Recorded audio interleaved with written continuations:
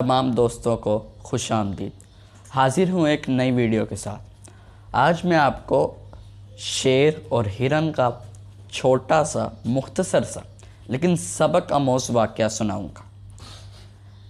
हिरन की रफ़्तार 90 किलोमीटर फ़ी घंटा है, जबकि दूसरी तरफ शेर की रफ़्तार 58 से 60 किलोमीटर फ़ी घंटा है। आखिर इतने बड़े फ़र्क के बावजूद, यानी 30-32 किलोमीटर फ़ी घंटे की रफ़्तार के फ़र्क के बावजूद, आखिर क्यों हिरन शेर के शिकंजे में आ जाता है? आइए मैं आपको बताता हूँ।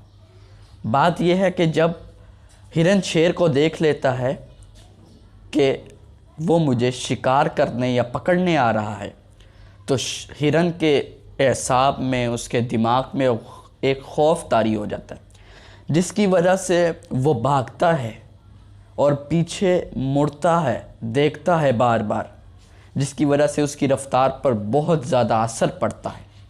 उसके हिसाब पर ये बात बैठ जाती है कि आज मेरा आखिरी दिन है, जबकि दूसरी तरफ शेर को पक्का यकीन होता है कि मैं हिरन को पकड़ लूँगा। इसकी वजह से उसकी जो रफ़्तार है, जो हिरन से काफ़ी कम है, उसमें नुमाया इजाफ़ा नज़र आता है और वो हिरन को दबोच लेता है।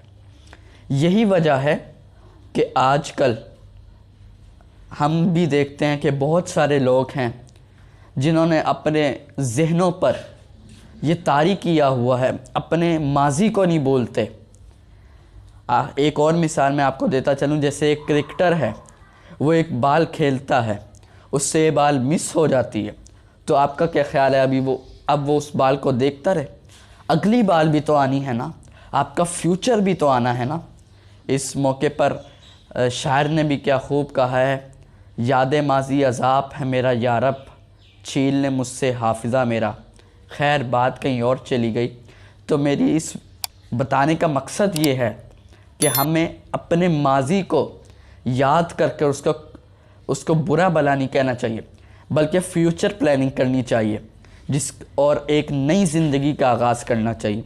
अगर हिरन अपने दिमाग से ये चीज़ मिटा दे कि मुझे शेर पकड़ सकता है, और उसको पता चल जाए कि जो मेरा हुनर है वो मेरी रफ़्तार में छुपा हुआ है, तो कभी भी वो शेर के शिकार में नहीं आ सकता। इसी तरह अगर अब एक इंसान भी अपने हिसाब से ये बात निकाल दे, अपना माजी निकाल दे, तो उम्मीद है उसको आगे ऐसे मौके नहीं देखने पड़ेंगे। अगर आपको ये वीडियो अच्छी लगी हो तो लाइक कीजिए, शेयर कीजिए और मेरे इस चैनल को सब्सक्राइब कीजिए, और अपनी राय का इज़हार नीचे कमेंट बॉक्स में कीजिए। अल्लाह हाफ़िज़।